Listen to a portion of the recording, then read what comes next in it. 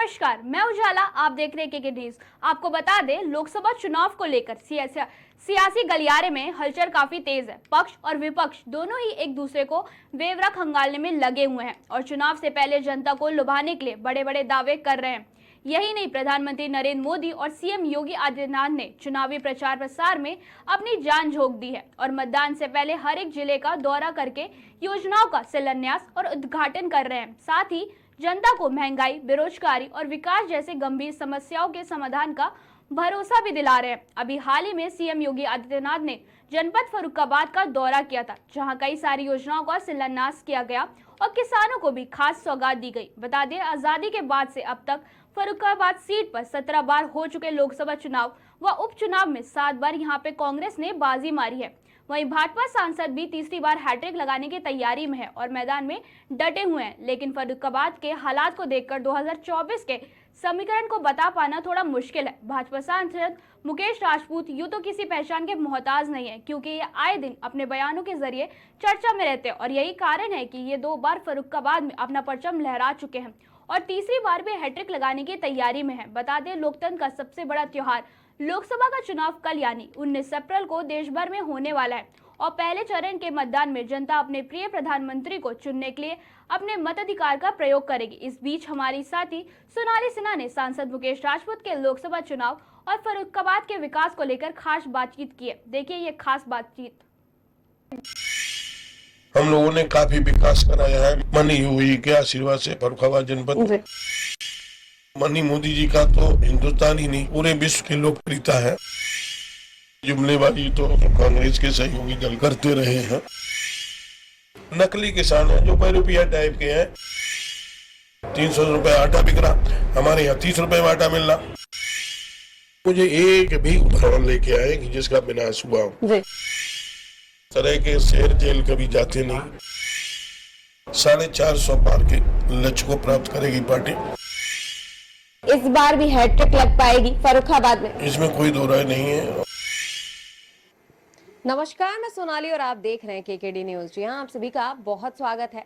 आपको बता दें, लोकसभा चुनाव सर पर है, जिसको लेकर के सभी पार्टियों ने जी तोड़ मेहनत करना शुरू कर दी है, कमर कस ली है अपनी मैदान में उतरने के लिए। और इसी के साथ प्रधानमंत्री नरेंद्र मोदी हो, सीएम योगी आदित्यनाथ हो या पार्टी के बड़े चेहरे हो, भारतीय जनता पार्टी का हर एक कार्यकर्ता मैदान में डटकर खड़ा है और अपनी जी तोड़ मेहनत के साथ रैलियों को कर रहा है, जनसभा को संबोधित कर रहा है, जनता को लुभाने के पूरे प्रयास कर रहा है। लेकिन इस देश की जनता भी कहीं ना कहीं एक तरफा वोटर्स कही जा रही है, जो एक तरफा समर्थन देते हुए भी नजर आ रही है। वहीं अगर हम राम मंदिर की बात करें, किसानों के मुद्दे की बात करें, बेरोजगारी की, महंगाई की बात करें, तो ये भी प्रमुख रही हैं। ये सारी मुद्दे भी हमेशा से प्रमुखता पर सामने आई हैं। लेकिन इस देश की जनता को हमारा ओपिनियन पोल देख करके लगता है कि उन्हें इससे कोई फर्क नहीं पड़ता है। उन्हें ऐसा लगता है कि जो काम कर रहा है या जो काबिल है उसको उतना ही रोजगार मिल रहा है, उसको उतना ही आगे बढ़ने का मौका मिल रहा है। और वाकई में प्रधानमंत्री नरेंद्र मोदी का जो नारा है, सबका साथ, सबका विकास और सबका विश्वास, उसके ऊपर वो खरे उतरे हैं। इस देश की जनता को ऐसा लगता है। साथ ही फर्रुखाबाद की जनता को क्या लगता है और फर्रुखाबाद की जो कायाकल्प हुई है, पहले से अब बदल गई है, जो उसमें कितना ज्यादा यहाँ के सांसद का हाथ रहा है। और एक नाम आपने हमेशा से ही चर्चा में सुना होगा, वो है फर्रुखाबाद के सांसद मुकेश राजपूत जी का नाम। हमेशा से ही वो चर्चा में रहते हैं और हमेशा से ही उनके व्यक्तित्व को सराहा जाता है, उनके कार्यों को सराहा जाता है। साथ ही फर्रुखाबाद का जो बदलाव हुआ है, फर्रुखाबाद में जो सारी चीजें अब अच्छी देखने को मिली है, कहीं ना कहीं विकास के जो कार्य हुए हैं थोड़े बहुत, वो सारा इसी राज्य में हुआ है। और फर्रुखाबाद की जनता कहीं ना कहीं तीसरी बार हैट्रिक लगवाने की तैयारी में भी है। तो इस पर खास चर्चा करने के लिए हमारे साथ मुकेश राजपूत जी मौजूद है। सबसे पहले तो आपका बहुत स्वागत है सर। धन्यवाद सर, सबसे पहला सवाल हमारा यही है कि आप 2 बार सांसद बने, तीसरी बार हैट्रिक लगाने की तैयारी में हैं। कई जगहों पर हैट्रिक लगाने की बात हो रही है भारतीय जनता पार्टी की तरफ से, वहीं प्रधानमंत्री नरेंद्र मोदी के भी हैट्रिक की बात हो रही है। क्या वाकई में इस बार भी हैट्रिक लग पाएगी फर्रुखाबाद में? इसमें कोई दो राय नहीं है। फर्रुखाबाद के साथ साथ उत्तर प्रदेश में 80 की 80 सीटें और जो माननीय मोदी जी ने कहा है 400 पार, मुझे लगता है इस बार 450 पार के लक्ष्य को प्राप्त करेगी पार्टी। जी जो माननीय मोदी जी का विजन है, जो माननीय मोदी जी ने लक्ष्य लिया है, जी उस लक्ष्य के आगे यहाँ की जनता जनार्दन जो है, पूरे देश की जनता जनार्दन जी माननीय मोदी जी के साथ है, भारतीय जनता पार्टी के साथ है। जिस तरह से माननीय मोदी जी ने लोक कल्याणकारी जो काम किए हैं, जनहित के जो काम किए हैं, जी और जो योजनाएं गरीब कल्याणकारी योजनाएं नीचे चलाई हैं, उनका कहीं न कहीं असर लोगों के पास है और उससे आम पब्लिक बहुत खुश है। जी तो मुझे लगता है कि और माननीय मोदी जी का तो हिंदुस्तान ही नहीं, पूरे विश्व की लोकप्रियता है जी और उसी आधार पर देश के भी लोगों से कम नहीं मानते हैं। जी अभी आपने बात की कि प्रधानमंत्री इतनी सारी कल्याणकारी योजनाएं चला रहे हैं, वहीं विपक्ष की अगर हम बात करें तो वो लगातार यही दावे करता है कि प्रधानमंत्री केवल योजनाएं चलाने का जुमलेबाजी देते हैं, वो इतना धरातल पर काम नहीं करते जितना भारतीय जनता पार्टी दावा करती है कि वो विकास के काम कर रही है, वो मजदूरों के लिए काम कर रही है, गरीबों के लिए काम कर रही है। देखिए, जुमलेबाजी तो कांग्रेस और कांग्रेस के सहयोगी दल करते रहे हैं। माननीय मोदी जी ने जो काम किया है वो धरातल पे है। जी आप जैसे गरीब कल्याणकारी योजनाएं राशन मुफ्त में मिल रहा 4 साल से, और 5 साल के लिए 80 करोड़ देशवासियों के लिए कैबिनेट में पास करा दिया। जी तो ये धरातल पे आप देखिए 5 केजी पर यूनिट में मिल रहा है, तो 5 केजी पर यूनिट में मिल रहा है। लेकिन कांग्रेस की जब सरकार थी, कांग्रेस की सहयोगी दलों की सरकार थी, तो 5 किलो नहीं मिलता था। पूरा का पूरा वो खाद्यान्न जो है, जी खाद्यान्न माफियाओं के पेट में चला जाता था, जी भ्रष्टाचार के पेट चढ़ जाता था। इसी तरह शौचालय बनने हो तो शौचालय बने हैं, लाइट पहले से आ रही है, पहले लाइट का विद्युतीकरण नहीं हुआ था, हर गांव हर मजरे का विद्युतीकरण हुआ और लाइट भी आ रही है। हम कह रहे हैं आयुष्मान कार्ड के माध्यम से लोगों का इलाज हो रहा है, वाकई में इलाज हो रहा है। आप भी जाएंगे तो देखेंगे आयुष्मान कार्ड है, गरीब आदमी अपने पूरे परिवार का 5 लाख रुपए तक का जी इलाज करा सकता है। इसीलिए किसान सम्मान निधि आ रही है, तो किसान सम्मान निधि आ रही है, इसमें कोई जुमलेबाजी नहीं। हाँ, ये जरूर है कि कांग्रेस पास कोई मुद्दा नहीं जी और कांग्रेस के सहयोगी दलों के पास कोई मुद्दा नहीं। ये जी। मुद्दा विहीन लोग हैं, दिशा विहीन लोग हैं जी और इस तरह से माननीय मोदी जी पर अनर्गल आरोप लगाने का काम करते हैं। अभी सर आपने किसानों की भी बात की, अभी आपने कांग्रेस कहती है कि ये केवल जुमलेबाजी करते हैं और ये कभी किसी के लिए काम नहीं करते, ये भी बात कही। तो इसी से एक तानाशाही वाली बात भी कर लेते हैं कि लगातार कांग्रेस और गठबंधन यही कह रहा है कि जिसको मर्जी उसको जेल में डलवा दे रहे हैं और तानाशाही की सरकार चला रहे हैं। तो इस बार हम 150 भी नहीं आने देंगे और 150 का आंकड़ा भी भारतीय जनता पार्टी नहीं छू पाएगी। देखिए, ये जनता जनार्दन तय करेगी। जी कांग्रेस और कांग्रेस के सहयोगी दल सिर्फ मुंगेरी लाल के सपने देख रहे हैं जी और वो आपको सामने आ जाएगा, कुछ ही समय बचा है। जी तो इसलिए मुझे नहीं लगता है कांग्रेस और कांग्रेस के सहयोगी दल 150 की बात कर रहे हैं। मुझे लगता है कि वो ना कहीं वो 150 पूरा उनका गठबंधन और जो भारतीय जनता पार्टी की जो विरोधी दल है, जी वो 150 का लक्ष्य नहीं, हम ये करें 50 में ना कहीं सिमट जाए। ये स्थिति है इस देश की। जी जनता जनार्दन, आप भी मीडिया से जुड़ी, आपने कई जगह जाने का अवसर मिलता रहता है आपको रोज ही। जी हम लोग तो इस समय अपने क्षेत्र में हैं, लेकिन आप लोगों के माध्यम से मुझे जो देश के अंदर निकल के आ रहा है वो 100 के भीतर, पूरा विपक्ष 100 के भीतर आएगा। जी हाँ, और कोई भी विपक्ष में बैठने लायक स्थिति में नहीं होगा। जी जो 40 सीटें या 45 सीटें लाए, जैसे विपक्ष का अपना जो दल है वो 45 सीटें लाने वाला कोई भी दल नहीं बचेगा जी इस बार। ये तो अभी 4 जून को पता चल जाएगा, क्योंकि विपक्ष तो बहुत सारे बड़े बड़े दावे कर रहा है, कई सारे पत्र भी जारी कर रहा है। पत्रों पर आएंगे, लेकिन उससे पहले सर हम आपके बारे में जानना चाहते हैं। आप 2 बार यहाँ सांसद बने, उससे पहले भी आपने कितनी मशक्कत की यहाँ तक पहुँचने के लिए, पार्टी में कितना आपका सहयोग रहा, किस तरह का जर्नी आपने जो है वो जिया इस दौरान, यहाँ तक आने के दौरान? ये सब पार्टी का आशीर्वाद है जी और हम लोग तो बराबर अपना प्रयास रहता है कि नर सेवा नारायण सेवा।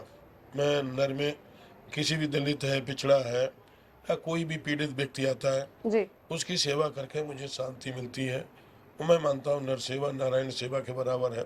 जी तो इसलिए मैंने कभी भी क्षेत्र में सुबह 8 बजे से लेके और रात के 12 बजे तक मैं लोगों की सेवा में रहता हूँ, क्षेत्र की सेवा में रहता हूँ। जी विकास के संबंध में भी हम लोगों ने काफी विकास कराया है माननीय योगी जी के आशीर्वाद से फर्रुखाबाद जनपद में। जी और मैं चाहता हूं कि फर्रुखाबाद जनपद, माननीय योगी जी का भी मेरे ऊपर पूरा बर्दाश्त है फर्रुखाबाद जनपद पर, कि वो चाहते हैं फर्रुखाबाद जनपद कानपुर महानगर की तरह यहाँ पर भी उद्योग धंधे स्थापित जी हों और यहाँ पर भी फर्रुखाबाद की अपनी अलग से पहचान बने। जी तो इसे- अभी जी जी, तो मैं चाहता हूं कि फर्रुखाबाद जनपद भी कानपुर की नगर नजर बने। माननीय जी योगी जी और माननीय मोदी जी दोनों इसके जी लिए प्रयासरत हैं। और मुझे आने वाले समय में 2024 के बाद 2029 के बीच में जो चुनाव आएगा, जी तब तक फर्रुखाबाद जनपद काफी आगे अन्य जनपदों की रफ्तार से बढ़ेगी। जी अभी हाल ही में सीएम योगी भी यहाँ पर आए थे, यहाँ का दौरा किया उन्होंने, रैलियां की, जनसभा को भी उन्होंने संबोधित किया। इस दौरान उन्होंने कई सारी लाभकारी योजनाओं की भी बात की, किसानों के लिए भी बातचीत की। और अगर हम किसानों की स्थिति के बारे में बात करें तो फर्रुखाबाद में कहीं ना कहीं वो ठीक और बेहतर देखने को मिलती है, लेकिन देश के किसान इस वक्त काफी ज्यादा परेशान हैं। आप लगातार देख रहे हैं इतने दिनों से कि वो एक ही डिमांड कर रहे हैं, एक ही मांग कर रहे हैं, कहीं ना कहीं वो सरकार से संतुष्ट नहीं है। लेकिन अगर हम फर्रुखाबाद की बात करते हैं तो यहाँ की स्थिति क्या है, और आप यहाँ के मौजूदा सांसद। देखिए, किसान, पूरे देश का किसान संतुष्ट है। जी और जो लोग कुछ नकली किसान हैं, जी जो कांग्रेस या कांग्रेस के सहयोगी दल हैं, जी उन्होंने कुछ नकली किसान बना रखे हैं, जो बेरुपिया टाइप के लोग हैं, जी वो ही असंतुष्ट दिखते हैं। वो कहीं ना कहीं कोई राज्यसभा की टिकट चाहता, कोई लोकसभा की टिकट चाहता, जी लेकिन वो उस किसान हित की बात नहीं करते जी हैं। सही माने में मैं किसान हूँ, मैं भी कभी किसान यूनियन में कार्यकर्ता रहा हूँ, जी तो मुझे मालूम है ये भारतीय जनता पार्टी जो है किसान हित का ही काम कर रही है, किसानों की आमदनी बढ़ाने का काम कर रही है, उनके उपज का वाजिब मूल्य दिलाने का काम कर रही है, जी किसानों के चेहरे पर खुशहाली लाना चाहती, किसान के बेटों को आगे ले जाने का काम कर रही, खेती को भी आगे बढ़ाने का काम कर रही। अब देखिए, मोटे अनाज जो हिंदुस्तान में कोई पूछता नहीं था, जी उस मोटे अनाज का जो हिंदुस्तान में ही पैदा होता है, पूरे विश्व पटल में मोटे अनाज को ले जाने वाले मोदी जी हैं। लोगों को 2014 से पहले गेहूं का जो रेट है वो 11 रुपए, 11.5 रुपए बिकता था। जी आज वही 24 रुपए, 25 रुपए में गेहूं बिक रहा। खुले मार्केट में 27 रुपए गेहूं बिक रहा। बाजरा जो है 7 रुपए, 8 रुपए किलो बिकता था, जी आज वही बाजरा 24 रुपए, 25 रुपए किलो बिक रहा। मक्का भी 8 रुपए, 9 रुपए बिकती थी 2014 से पहले, आज मक्का भी 24 रुपए, 25 रुपए बिक रही है। गन्ने के भी दाम बढ़े हैं। तो किसान तो खुशहाल हुआ है, जी लेकिन विपक्ष के कुछ नकली किसान हैं जो बेरुपिया टाइप के हैं, जी जो राजनीति कुछ, कोई पेट्रोल पंप चाहता, कोई और कुछ चाहता है, तो वो इस तरह से किसानों को वर्ग ला के किसान का नुकसान दिखा रहे जी हैं। जो भारतीय जनता पार्टी में किसानों का जो सम्मान बढ़ा, किसानों की जो पहचान बढ़ी, कम लागत में ज़्यादा उत्पादन का लाभकारी मूल्य, जी और तो इस तरह से मैं कह सकता हूँ कि भारतीय जनता पार्टी की सरकार में ही, माननीय मोदी जी के नेतृत्व में, माननीय योगी जी के नेतृत्व में किसान खुशहाल हुआ है। उत्तर जी। प्रदेश का, पूरे देश का भी किसान खुशहाल है। फर्रुखाबाद के किसानों की अगर बात करें तो देश के किसान तो नाराज अगर चल रहे हैं, अगर वो डिमांड कर रहे हैं कुछ, तो वो एक अलग बात है। लेकिन अगर हम फर्रुखाबाद की बात करें तो फर्रुखाबाद के किसानों की हालात क्या लगते हैं, और उनके समर्थन के बारे में क्या कुछ कहेंगे? उनका समर्थन कहाँ की ओर दिखाई दे रहा है? देखिए, हमारे यहाँ 80% फर्रुखाबाद जनपद में लगभग किसान या किसानी से जुड़े हुए कारोबार से लोग रहते हैं। जी कोई खेती करता है, तो कोई खेती के बाद में वो मार्केट में आलू लाता है, गेहूं लाता, मक्का लाता, तो वो आड़त के काम करते हैं कमीशन बेस पर, या कोई पल्लेदारी करता है। तो मैं जब मान के चलता हूँ, हमारा ये जो कॉन्स्टिट्यूंसी है, इसमें लोग 80% खेती पाती से जुड़े ही, खेती से जुड़े हैं, खेती पाती से जुड़े हुए कारोबार से ही जी के लोग काम कर रहे हैं। हमारे यहाँ का किसान भी खुशहाल हुआ है, और उससे जुड़े हुए जो भी वर्कर हैं, जो भी उनके सहयोगी हैं, उन्हें भी बेनिफिट हुआ है। जी तो इसलिए यहाँ पर मुझे लगता है फर्रुखाबाद जनपद में कहीं पर किसान परेशान है, उसे आलू के भी दाम अच्छे मिल रहे, गेहूं के भी अच्छे दाम मिल रहे, जी। मक्का के भी अच्छे दाम मिल रहे, बाजरा के भी अच्छे दाम मिल रहे, हर सब्जियों के भी अच्छे दाम मिल रहे। कहीं किसान परेशान नहीं। हाँ, किसान तो इसमें थोड़ा परेशान हो जाता है, जब उसका आलू अच्छा बिकता है तो कुछ लोगों के पेट में दर्द होता है, आलू महंगा हो रहा। हाँ, कोई सब्जी महंगी होती है जी तो फिर लोग चिल्लाने लगते हैं, जो कांग्रेस के सहयोगी दल चिल्लाने लगते हैं, अरे साहब ये सब्जी महंगी हो रही, उसे ये नहीं मालूम पड़ता ये सब्जी कोई बाहर से नहीं आ रही है, फर्रुखाबाद जनपद या हमारे किसान ने पैदा की। अब किसान की जेब में 4 पैसा चला जाए तो ये हमारे लिए गर्व की बात है, वो कहीं ना कहीं अप्रत्यक्ष रूप से रहेगा तो देश में। लेकिन जो लोग भ्रष्टाचार करते रहे और जो विदेश की बैंकों में पैसा जमा करते रहे, वो जब चिल्लाते हैं, मोटे मोटे पैसों की वाइन पी लेते हैं, अच्छे अच्छे होटल लग्जरी होटलों में रुकते हैं जिसका किराया 5100 है, 1.5 लाख 2 लाख ऐसे रूम में रुकते हैं, वो चिल्लाते हैं अरे सब सब्जी महंगी हो गई। तो इससे किसान जरूर दुखी होता है। जी, महंगाई की अभी आपने बात कही, महंगाई बढ़ने से किसान तो भले खुश है, लेकिन देश की आम जनता नाखुश है कहीं ना कहीं इस मुद्दे से। नहीं, हमारे यहाँ कोई सब्जी, कौन सी सब्जी या अनाज कोई महंगा तो ऐसा हुआ नहीं। जी। आप देखें उठा के, चाहे अपना पड़ोसी जनपद देख लीजिए, पाकिस्तान को देख लीजिए, श्रीलंका को देख लीजिए, अफगानिस्तान को देख लीजिए, या किसी भी पड़ोसी मुल्क को देख लीजिए, सब्जियां भी सस्ती हैं, फल भी सस्ते हैं, अनाज भी सस्ते हैं, आटा भी सस्ते हैं। वहाँ जो है आप देखिए पाकिस्तान का मैं सोचता 300 रुपये आटा बिक रहा, हमारे यहाँ 30 रुपये में आटा मिल रहा। तो ये काफी डिफरेंस है, यहाँ कोई नहीं। लेकिन हाँ, किसान जो लागत लगाता है उसे भी बाजी मूल मिलना चाहिए। जैसे हम एक श्रमिक की 350 रुपये 400 रुपये श्रमिक के कास्ट हो गए, कहाँ वो 200 रुपये में पहले 150 रुपये मिलता था, आज 350 रुपये। तो उसे किसान का भी तो उसका अपने उपज का बाजी मूल मिले, वो देगा तो उसी में से निकाल के। जी। एक सवाल ये भी है कि विपक्ष लगातार दावे कर रहा है जहां हराने की सत्ताधारी पार्टी को, वहीं कई सारे पत्र भी मिलकर के अब वो जारी कर चुके हैं। भाजपा ने आज संकल्प पत्र जारी किया, लेकिन उससे पहले इस पर 3 बार हो चुके हैं। घोषणा पत्र जारी हो चुका है, परिवर्तन पत्र 24 के लिए जारी हो चुका है, और इसी के साथ कांग्रेस ने भी न्याय पत्र जारी किया। तो कई सारे दावे किए गए। क्या ये तीनों पत्र मिलकर के भारतीय जनता पार्टी के संकल्प पत्र को मात दे पाएंगे? मुझे नहीं लगता है कि कहीं पर भी भारतीय जनता पार्टी के संकल्प पत्र को मात दे पाए। जी। भारतीय जनता पार्टी में सभी लोग योग्य व्यक्ति हैं और राष्ट्रवादी हैं, और तो जो राष्ट्रवादी, जो राष्ट्र की चिंतन करता है, जो अपने लिए नहीं राष्ट्र के लिए जीता है, अपने लिए दूसरों की सेवा के लिए जीता हो, जो एक सेवक के भाव से रहता हो, तो वो जो लोग देश के जो सहयोगी दल हैं वो सेवा और राष्ट्रवाद के आधार पर नहीं, सेवा भाव के नहीं, वो सत्ता भाव से राजनीति करते हैं। मुझे नहीं लगता ऐसे लोग कहीं भारतीय जनता पार्टी के संकल्प पत्र को हरा पाएंगे। भारतीय जनता पार्टी का एक भी वक्ता या एक भी लीडर के बराबर सभी दलों के लोग मिला दिए जाए, उसका मिक्सर बनाया जाए, तब भी एक माननीय मोदी जी, माननीय योगी जी या अमित शाह, ऐसे इन तीनों लीडरों में से सबको मिला के, विपक्ष जितना सबको मिला के एक तैयार किया जाए, तभी एक के बराबर नहीं हो सकता। ये मेरा दावा है।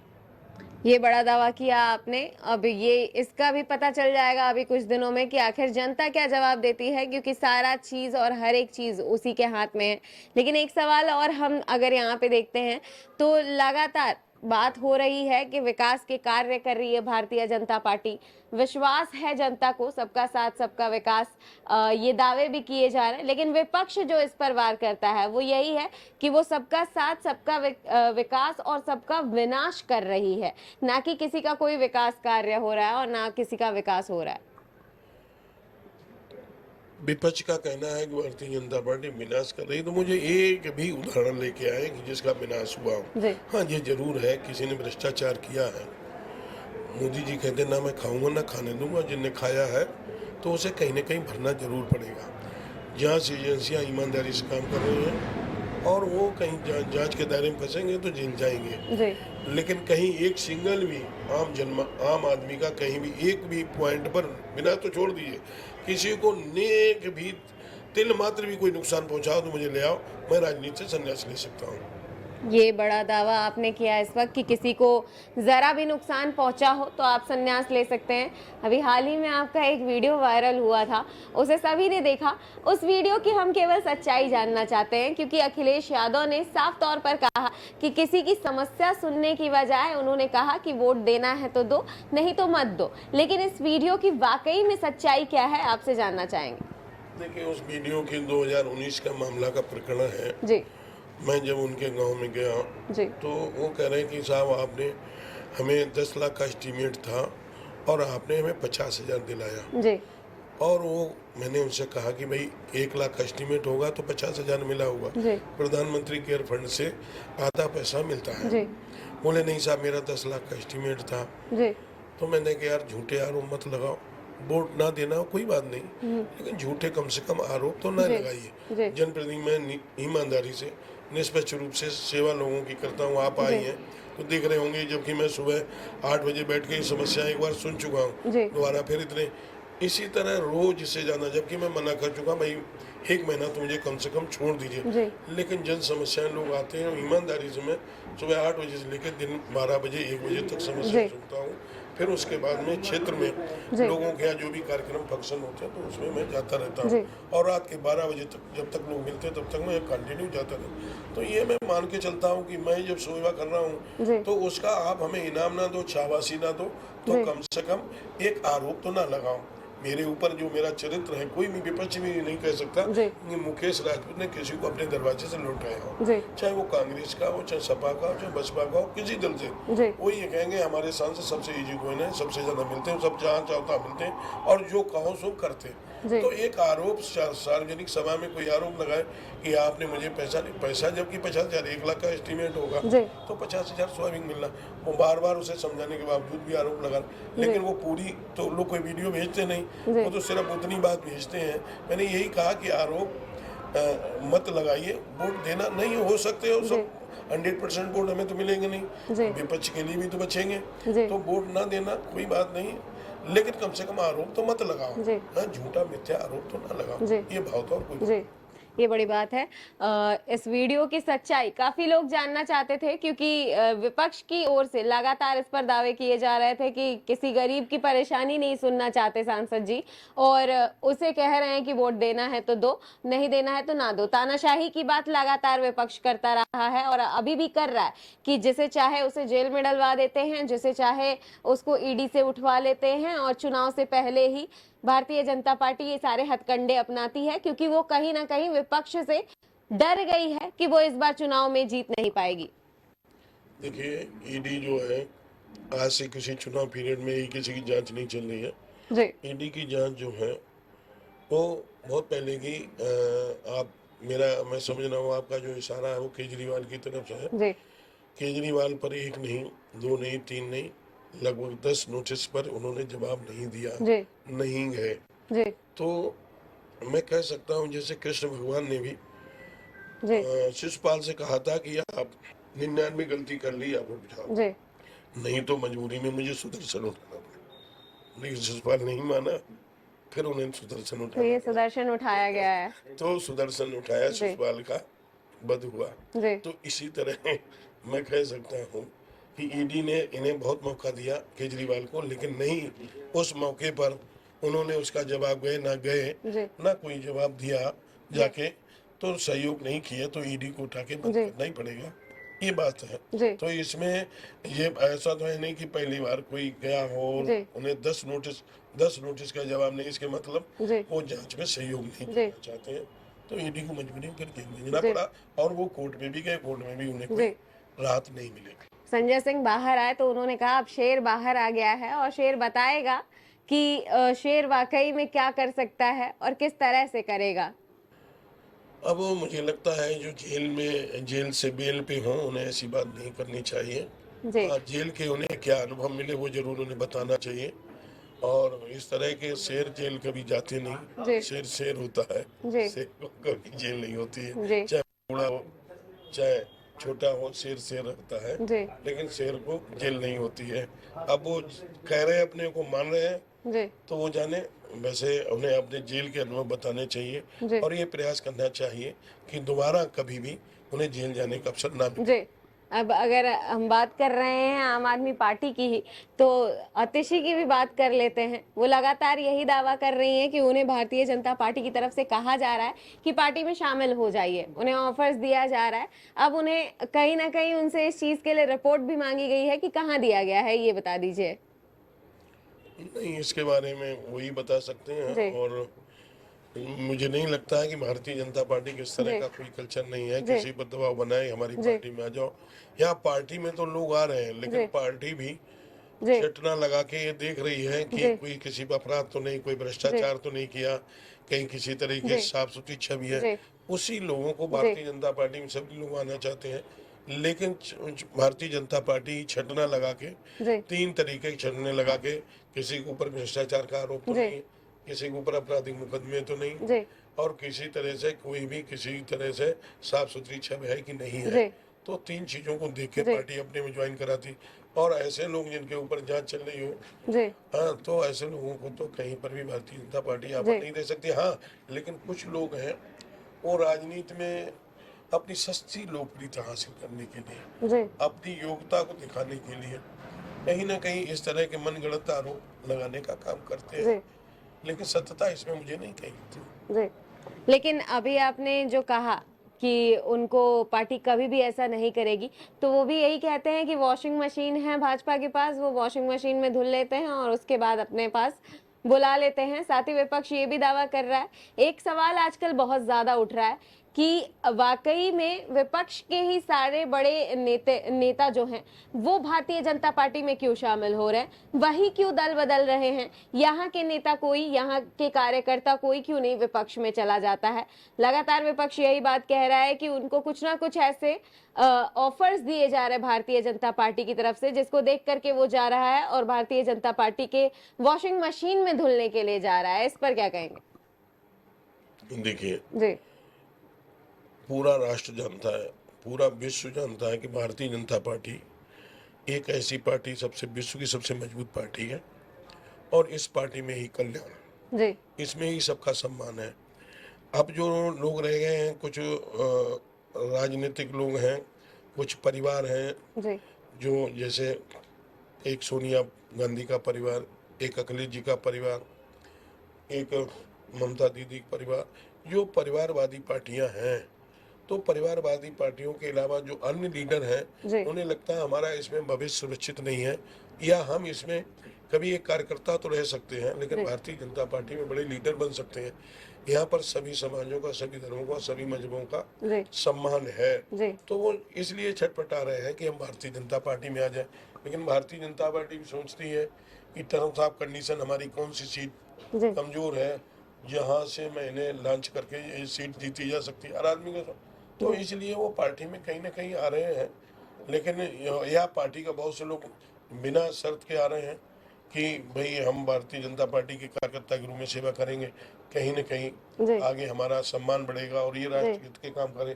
राष्ट्रवादी सोच है के कारण भी बहुत से लोग आ रहे जी। हैं, जो जिस तरह से मोदी जी ने कहा है कि मैं 2047 से पहले इस राष्ट्र को विकसित राष्ट्र बनाएंगे जी और इसकी जो अर्थव्यवस्था है उसे तीसरे डिजिट पे ले जाएंगे।